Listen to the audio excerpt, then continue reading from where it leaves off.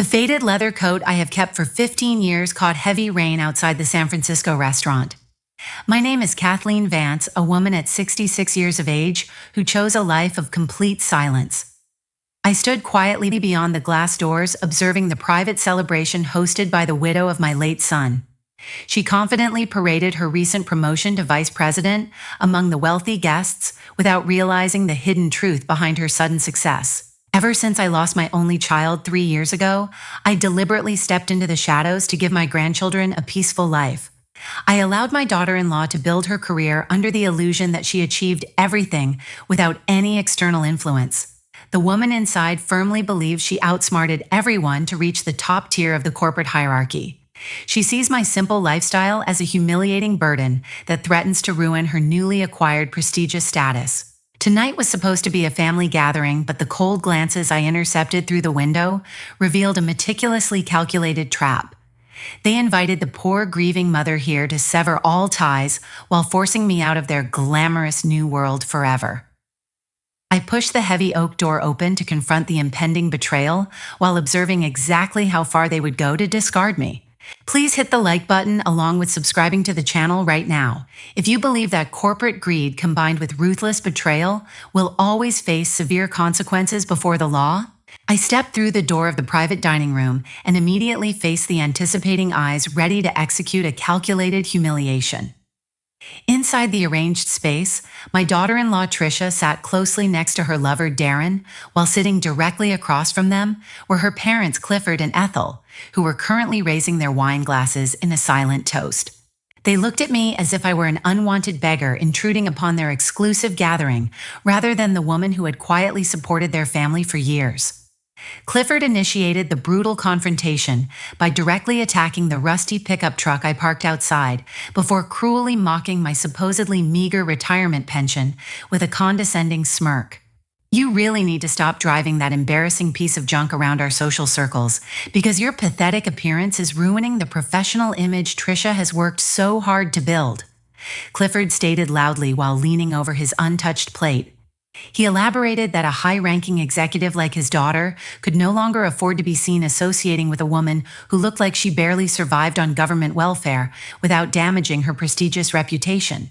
Looking toward the right corner of the room, I noticed my two grandchildren, Asher, who is 16 years old, and 14-year-old Daisy, sitting quietly with their heads bowed in deep distress. Tricia had completely confiscated their mobile phones upon their arrival, while strictly forbidding both of the frightened teenagers from getting anywhere near their grandmother during this entire ordeal. They looked entirely isolated from the adults celebrating at the main table, while their silent tears demonstrated the immense emotional toll this cruel separation was taking on them. I maintained my composure, refusing to show the devastating pain building inside my chest because I needed to remain strong for those two innocent kids who were carefully watching my every move. Breaking the tense silence, Tricia callously pushed a formal property transfer agreement across the polished table while staring directly into my eyes without a single shred of remorse.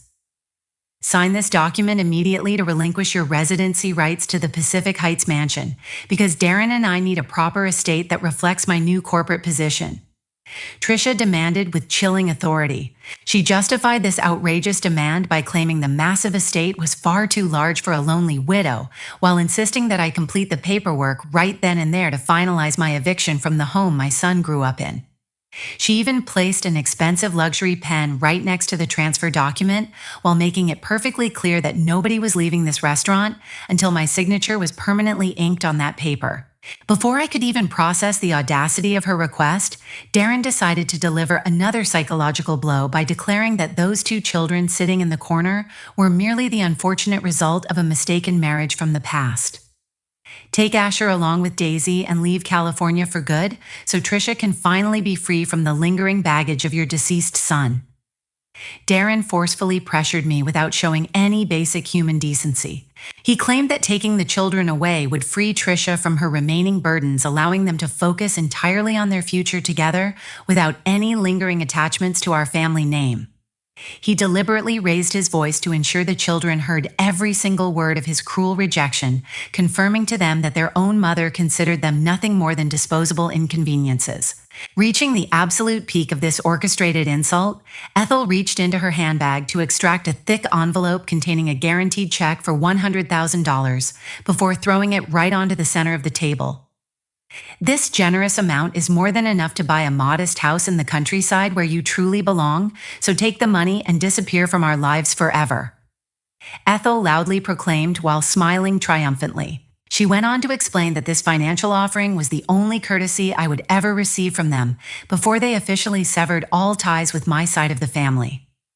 Clifford nodded in agreement while raising his glass once again to celebrate their seemingly flawless victory over an old woman they severely underestimated. The entire group stared at me, waiting for the poor defeated mother-in-law to gratefully accept their humiliating charity and quietly fade into absolute oblivion without causing any further inconvenience to their perfect new reality.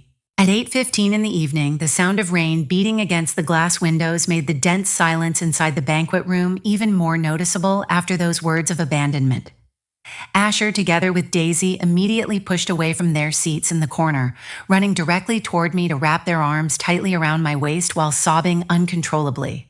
The two children buried their wet faces into my leather coat, shivering from the sudden emotional shock of hearing their own mother declare her intentions to cast them aside. Daisy looked up with tears streaming down her cheeks, asking in a quiet, trembling voice why her mother no longer wanted them to live in the same house anymore. Tricia merely crossed her arms, leaning back comfortably into her cushioned chair while adjusting the lapels of her expensive blazer without showing a single trace of maternal regret. She looked at her weeping children with complete emotional detachment before confirming in a calm tone that she refused to let their existence interfere with her new life alongside Darren. Take that money. Take these two children to some countryside and never come back to San Francisco to embarrass me again, Tricia said without blinking. Clifford, along with Ethel, exchanged satisfied smiles from across the dining table, while Darren casually took another sip of wine as if an annoying obstacle had been cleared.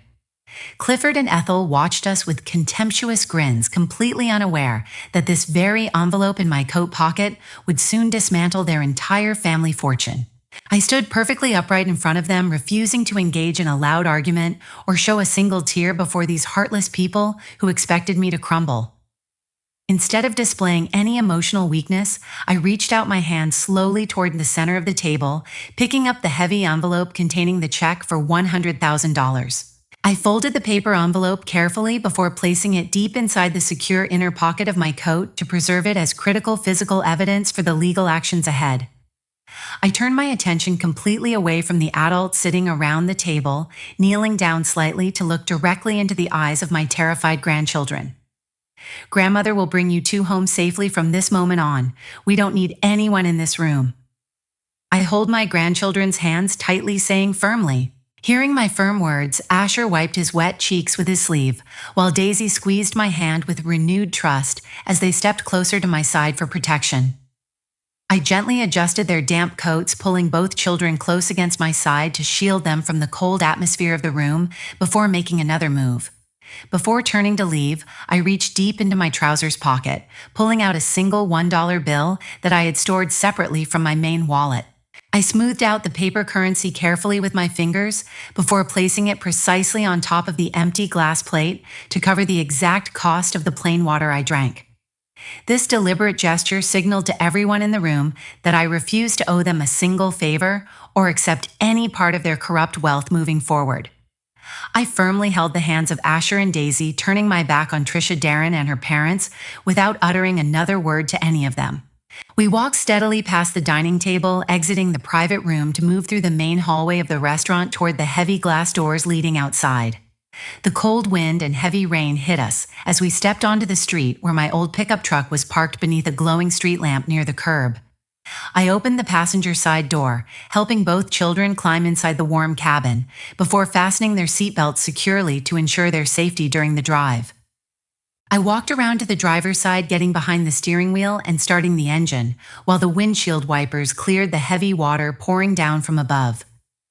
Looking at Asher and Daisy in the passenger seat, I felt a powerful determination replacing all previous tolerance as I put the truck into drive and pulled away from the curb.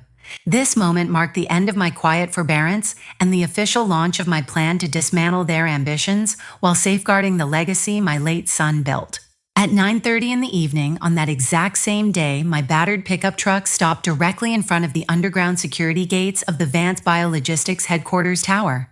I had successfully transported Asher alongside Daisy toward a highly secure apartment registered exclusively under my own name, where I safely left them under the watchful care of my trusted housekeeper. Knowing my grandchildren were finally shielded from any further psychological abuse allowed me to focus my mind entirely upon the monumental task waiting for me inside the towering financial center. The rusty vehicle slowly approached the restricted internal parking sector, usually reserved for elite executives, before coming to a complete halt near the heavy metal barricade guarding the underground facility. A sophisticated biometric camera system immediately projected a scanning beam across the driver's side window to analyze my facial features with absolute technological precision, verifying my clearance level. Within a mere fraction of a second, the glaring red warning indicator flashing upon the digital display shifted smoothly into a prioritized green access code, granting me immediate entry.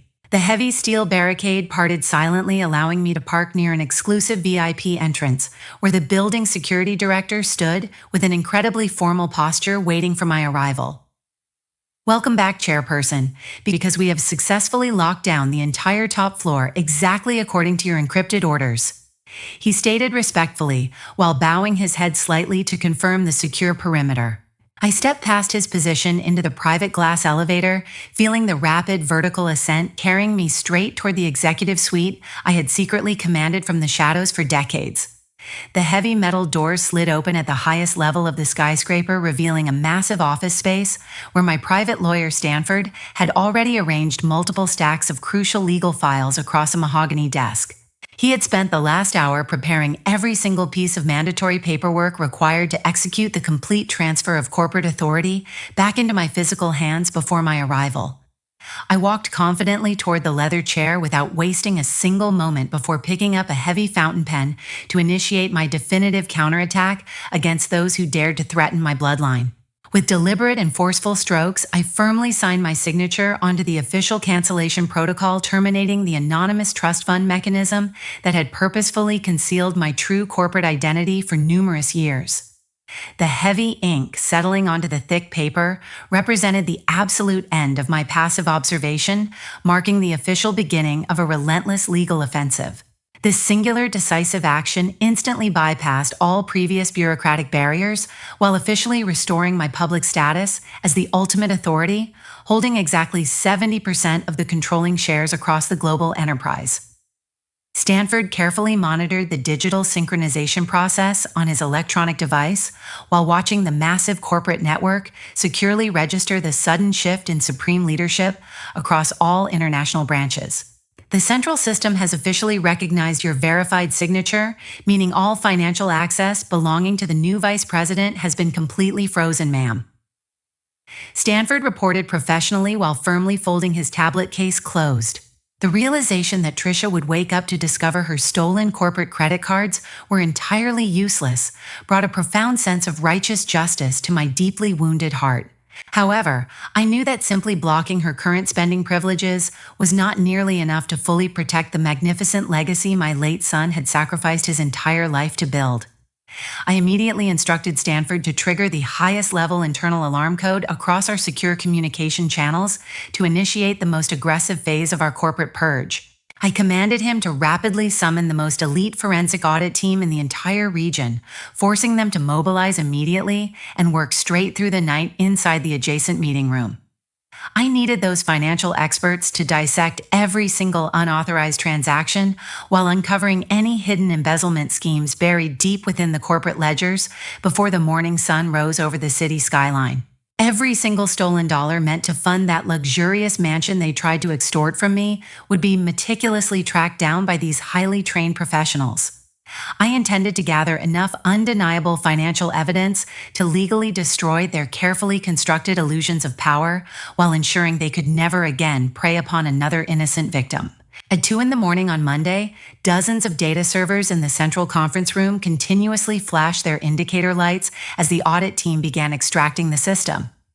The comprehensive review process certainly did not unfold easily for anyone involved in this extensive midnight operation because the perpetrators had covered their tracks with sophisticated software tools. The lead auditor closely examined the dense transaction logs for several hours before noticing a highly unusual sequence of fragmented money transfers hiding within the regular daily expenses. He realized these suspicious financial movements were systematically directed overseas, directly from the designated medical equipment procurement fund that our organization had recently established.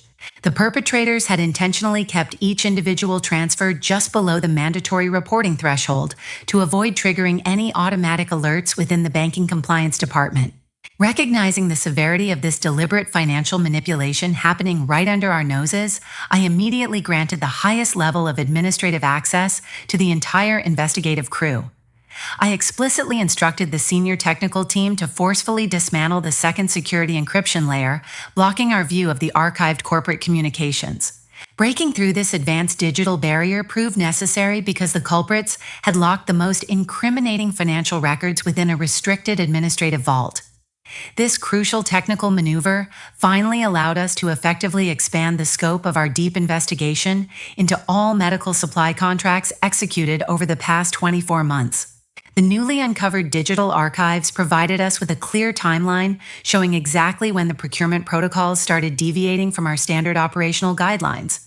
There is a hidden network underneath Chairman. The cash flow was diverted through 4 shell companies before disappearing from the system. The lead auditor stated while pointing directly at the complex digital map displayed on the large screen. The visual representation on the monitor illustrated a convoluted web of international wire transfers bouncing between multiple offshore banking jurisdictions. It became glaringly obvious that whoever orchestrated this scheme possessed an intimate understanding of our internal auditing schedule, along with our specific financial vulnerabilities. The decrypted data returning to our main terminals clearly revealed that all 4 of these corporate entities registered their business specifically for distributing counterfeit testing supplies. We dug deeper into the obscure international corporate registries to find the true identities hiding securely behind these newly established phantom organizations. The investigative software ran a cross-matching algorithm against our internal employee database to search for any matching identification numbers or registered home addresses. The official documentation ultimately confirmed that the concealed legal representative standing quietly behind this entire fraudulent operation was none other than Darren. He had utilized his senior position to bypass the standard vendor verification process while establishing these fake suppliers within our approved corporate procurement network. The diligent team members spent the next several hours meticulously compiling every single fabricated invoice scattered across the internal accounting database to build a solid evidentiary foundation. They carefully cross-referenced the approval dates on the physical paperwork with the corresponding outgoing electronic wire transfers to calculate the exact extent of the financial damage. The forensic accountants discovered that the fraudulent billing cycle accelerated significantly during the previous quarter without raising any suspicion from the regional finance directors. The final assessment definitively determined that the total amount of public funds embezzled through Trisha's official approval signatures reached a massive $15 million. Her digital authorization codes appeared on every single document authorizing the release of capital to Darren's illegitimate overseas supply network. Continue tracing the final destination of this $15 million. I want to know exactly whose pockets every single penny fell into. I ordered while my eyes remained entirely focused on the thick document folder resting on the conference table. We needed concrete proof showing the ultimate beneficiaries of this massive theft before turning the complete dossier over to the federal law enforcement agencies. The audit team immediately initiated a secondary tracking protocol designed to follow the laundered money through the final layer of international banking institutions. Every person sitting in that room understood that recovering the stolen medical funds required us to map out the entire conspiracy before morning arrived. At 4:15 in the morning, the final cash flow report was printed, exposing all the filthy motives behind the arrogance of the traitors. Stanford laid out the thick stack of verified banking statements across the mahogany table, while pointing out the specific routing numbers associated with each fraudulent transaction. The forensic accounting team had successfully unraveled the entire financial laundering network, demonstrating how $15 million stolen from our medical procurement accounts had been systematically dispersed into private holdings across multiple offshore bank accounts. A substantial portion of those embezzled funds went directly toward purchasing a luxury resort villa in the names of Clifford and Ethel to secure their silence and active cooperation in this corporate betrayal. Furthermore, 3 high-performance sports vehicles were purchased outright through shell corporations before being registered under Darren's personal ownership to fuel his lavish lifestyle, while Trisha used corporate credit lines to fund their daily personal expenses. Stanford showed me how these straw companies created fake invoices for non-existent laboratory supplies to justify the continuous drain on our operating capital. However, the single crucial detail that forced me to tightly clench my trembling fists in absolute fury was the unexpected revelation regarding our private family inheritance accounts. Stanford highlighted a series of unauthorized transfer logs on his tablet screen, showing how Trisha had secretly manipulated her administrative access to compromise those protected financial reserves. She had maliciously exploited her temporary legal position as the children's primary guardian to illegally drain $500,000 from the specialized military death benefit fund that my late son Wesley had established to secure the future of Asher and Daisy. That solemn trust fund had been created specifically to cover the long-term healthcare and educational needs of my grandchildren in the event of their father's untimely death. Watching her systematically plunder the financial security that my son paid for with his own life completely destroyed any remaining fragment of human empathy or tolerance within my soul. The $100,000 check she gave you last night was extracted directly from this exact fallen soldier fund. Stanford placed the envelope next to the bank statement, cross-referencing serial numbers. He pointed his pen at the precise digital routing codes printed on the physical check that I had retrieved from the dinner table earlier. The numerical sequences matched the transaction ledger entries from Wesley's military benefit payout with absolute precision, establishing an undeniable paper trail of criminal conversion. Stanford noted that Trisha had initiated this specific withdrawal just 48 hours prior to our meeting at the restaurant. Trisha had not even bothered to use her own stolen corporate money to attempt her insult, choosing instead to loot her children's private trust to buy my silence. The raw, unfiltered truth stood completely exposed before me in those quiet, early morning hours, laying bare the monstrous extent of their calculated wickedness. Trisha had deliberately used the sacred blood money earned through her late husband's ultimate sacrifice to bribe his own mother while attempting to steal our ancestral family home and abandon her biological children without showing a single trace of maternal guilt. She had callously stripped Asher and Daisy of their rightful inheritance while funding a life of unearned luxury alongside Darren and her greedy parents. Every arrogant smile they exchanged at that restaurant table was financed by the stolen future of 2 innocent orphans whose father had given everything for his country. They viewed my grandchildren not as human beings worthy of love, but as convenient financial leverage to be exploited and then discarded once the money was secured. Package all this digital signature evidence, send it directly to the Federal Bureau of Investigation and the Internal Revenue Service. We will end this. I stood up decisively, making the command.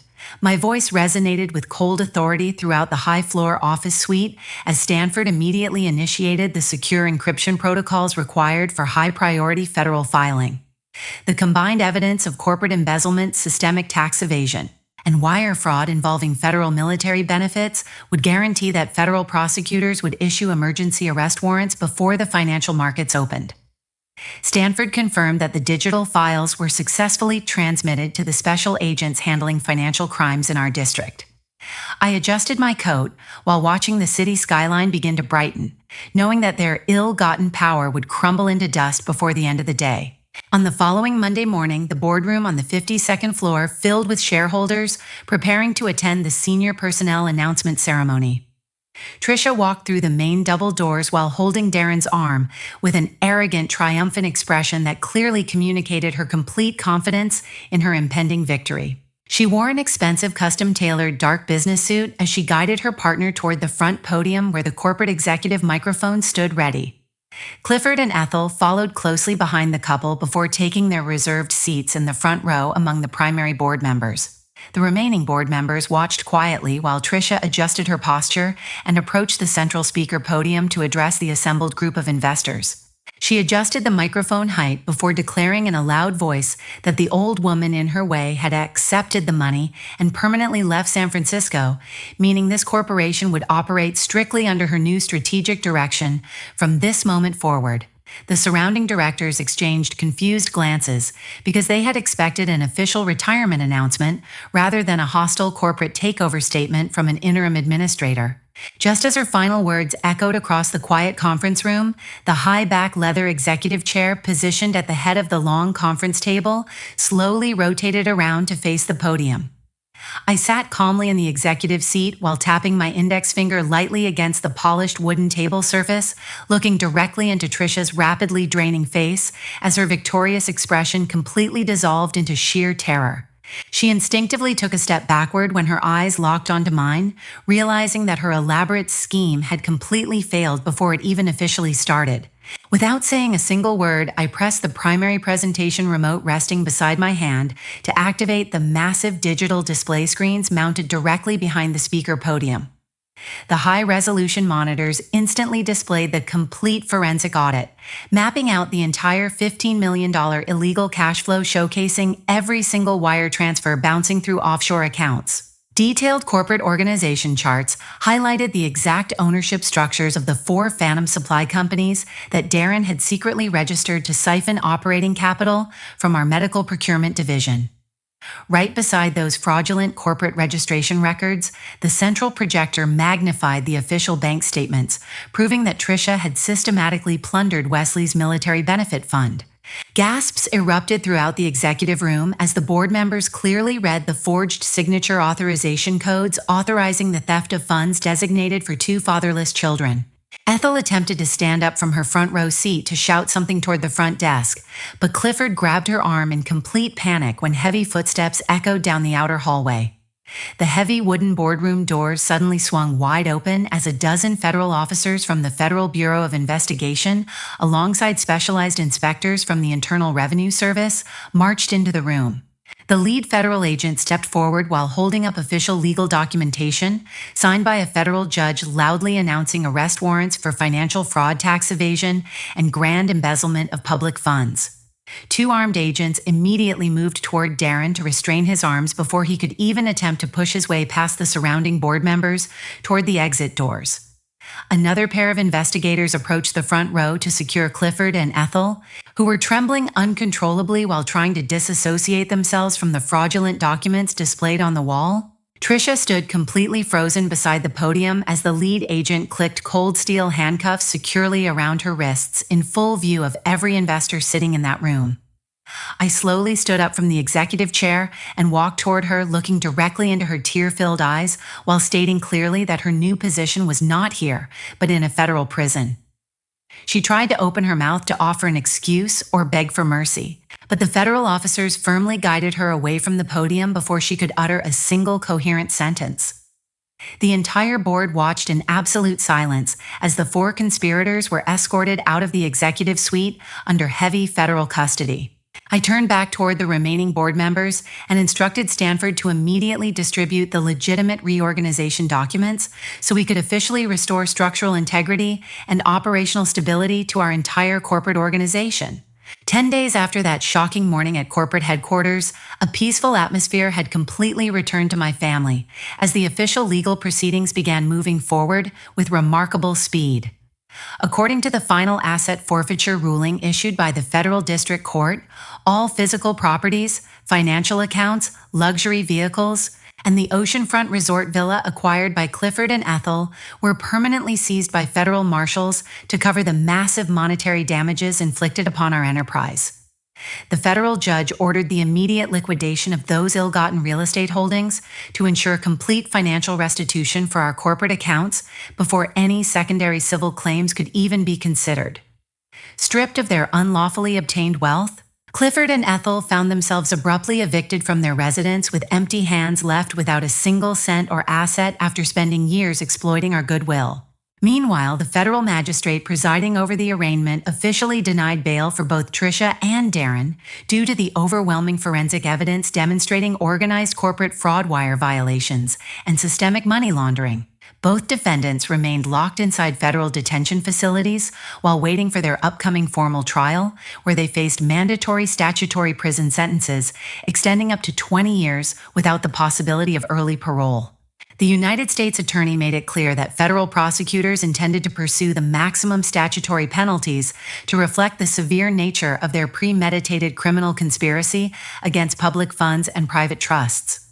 While the criminal justice system systematically dismantled their illicit enterprise, I focused my full attention on securing the long-term emotional and legal well-being of my family. I formally finalized all remaining legal paperwork inside the California Family Court, successfully obtaining complete sole legal guardianship, along with exclusive physical custody over Asher and Daisy.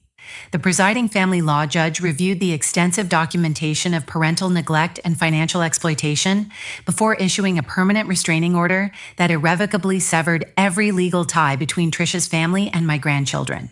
Securing those permanent legal protections ensured that no member of Tricia's family could ever attempt to contact, influence, or exploit my grandchildren again for personal gain. Immediately following the court session, Stanford facilitated the direct transfer of the recovered $500,000 from the court escrow account into a newly established irrevocable educational trust fund.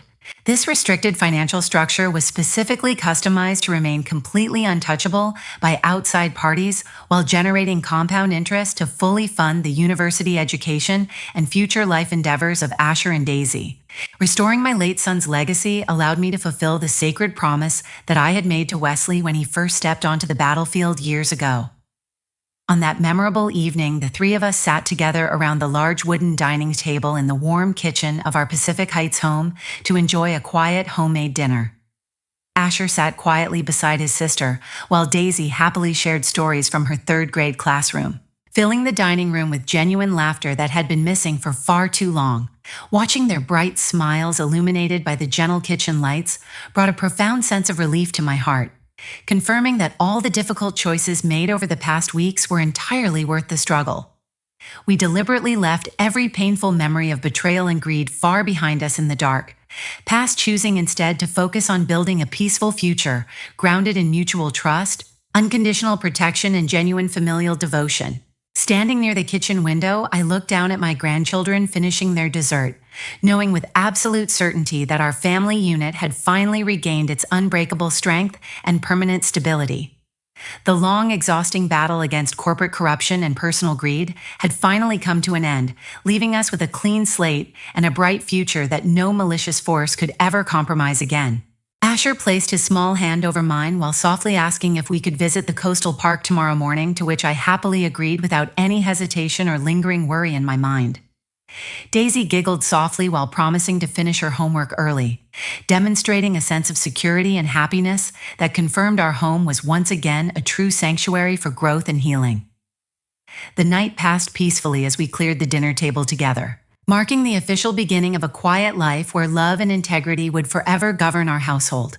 If you have ever been made to feel guilty or selfish simply for choosing to establish firm personal boundaries, please know that your feelings are entirely valid and deeply understood. Too often, caring individuals are conditioned to believe that staying silent and accepting mistreatment is the only way to demonstrate love or maintain harmony within their personal relationships. You possess an inherent right to be treated with dignity, the absolute freedom to say no without offering excuses, and the full permission to desire a peaceful life for yourself. Honoring your emotional needs and treating yourself with respect does not contradict your capacity to love others, but rather serves as the essential foundation for every healthy relationship in your life. When you protect your inner strength, you cultivate the peace necessary to care for those who truly value your presence and honor your worth. If this journey resonated with your heart, I invite you to share your own story and personal reflections in the comment section below, where our supportive community can read and uplift one another. Thank you from the bottom of my heart for spending your precious time with me today and staying until the very end of this narrative. If you found comfort or inspiration in this message, please take a brief moment to press the like button, subscribe to the channel, and explore additional stories linked in the video description. Always remember that protecting your personal peace, standing up for your dignity, and guarding your emotional well-being is never an act of selfishness, but an absolute necessity for a meaningful life.